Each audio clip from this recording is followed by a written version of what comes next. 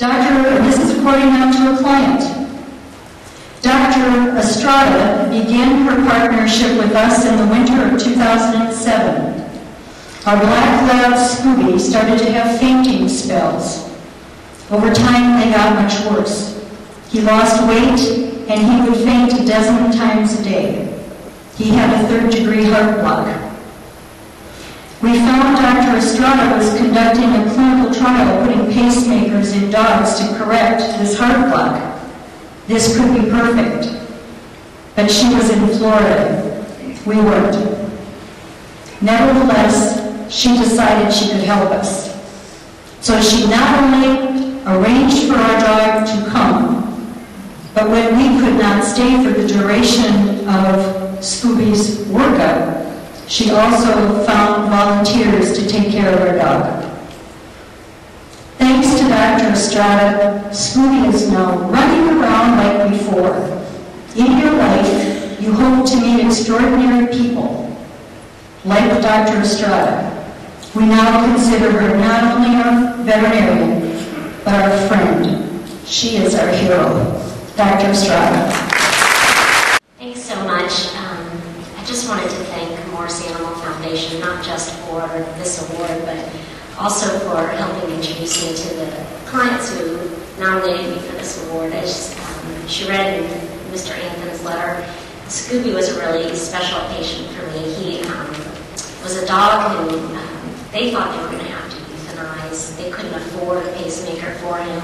They had two little kids who were really attached to Scooby, and they actually found my study on the Morris Animal Foundation website and contacted me. Now, most of the patients enrolled in the study are in Florida because they have to have pretty frequent rechecks every month, actually, for the first 3 months. So there was an obvious roadblock to Scooby coming from Utah and enrolling in our study.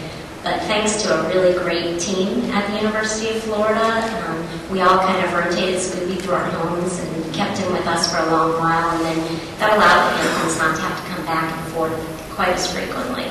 And it was really nice to be able to send Scooby back home. I remember taking him back to the airport and putting him in the crate thinking, I can't believe this just happened.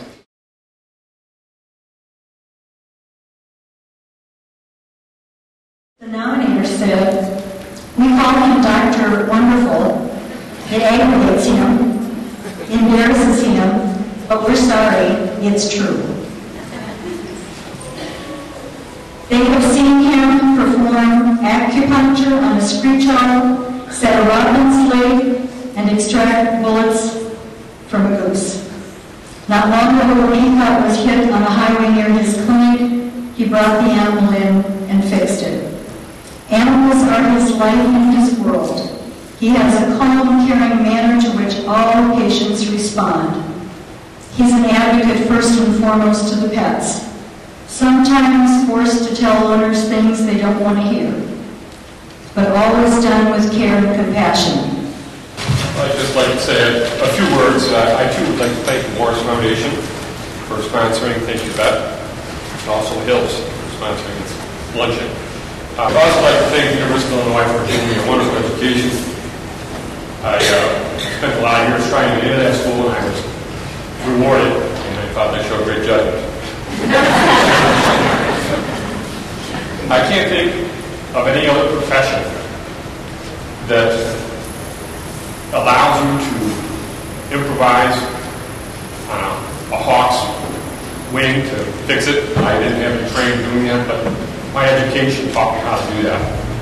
I'm grateful to the people who come in to me every day and present their patients, trust me with the care of them.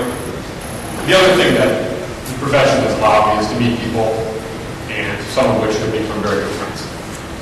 And I too have been blessed with an individual named Sue Katzenmeyer, who presented this to me after she told me she wrote this letter, and I should be prepared to get something. She was convinced that I'd win this. When I got the call from her, it was quite a surprise. But she presented me a number of years ago with a cat named Fritzy. I did acupuncture every 2 to 4 weeks in that cat.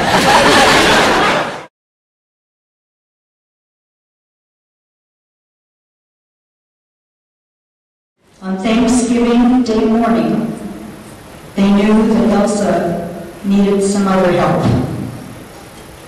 I felt bad to be calling this veterinarian on Thanksgiving Day, but without hesitation, she told us to meet her at the clinic. She was very, very patient and kind as we had to say goodbye to our dog. I have never felt so much compassion from a veterinarian in my life.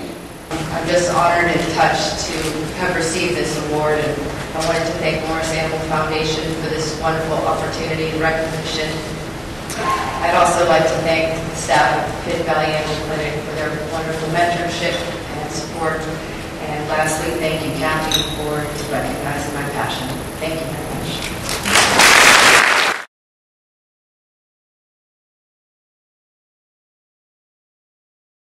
Dr. Yak's story is also one that certainly tugs at our heartstrings. Our 15-year-old Australian cattle dog, Deja Blue, was having another violent seizure. We didn't want to wait another minute, so we asked Dr. Bob if he could meet us at the clinic and put her to rest. Later we received a letter. He wrote, "We've known each other a long time, and we've been through a lot. I know of no better home full of love. Our biggest responsibility is when to take them away or to alleviate their pain. I thank you for calling me and allowing me to help Deja at a very difficult time."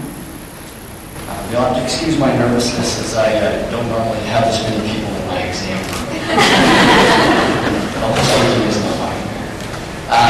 I want to thank the Morris Foundation, Dr. Olson, Dr. O'Brien for that wonderful speech. It's fair to say that we have a lot of stress in our lives. Treating each pet as if it was our own would not be possible without our support staff and my family. So without them, I would not be here today. I'd also like to thank the Morris Animal Foundation for making my arrangements, because I forgot how far away Florida is from California.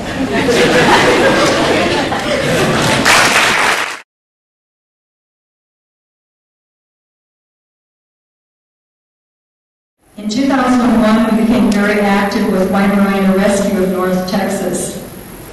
Dr. White helped with this, donating vaccines, food, heartworm treatment. I can't begin to count all the times that he has saved an animal's life. When he found out that people who received Meals on Wheels were sharing their food with their pets, he started a program to get pet food to pets so that they could get proper nutrition as well. He gives so much to charities. Simply, there cannot be a more deserving person for this award. About 38 years ago, a couple years ago, I pedaled my bike up to an animal clinic in upstate New York. And I said, I'll do anything, mow your yard, clean up the poop, whatever I have to do.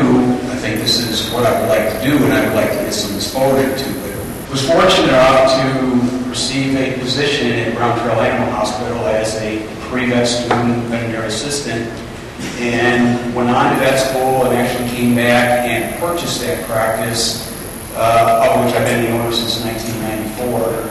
I am so thankful to be a veterinarian, and I am so proud of this profession.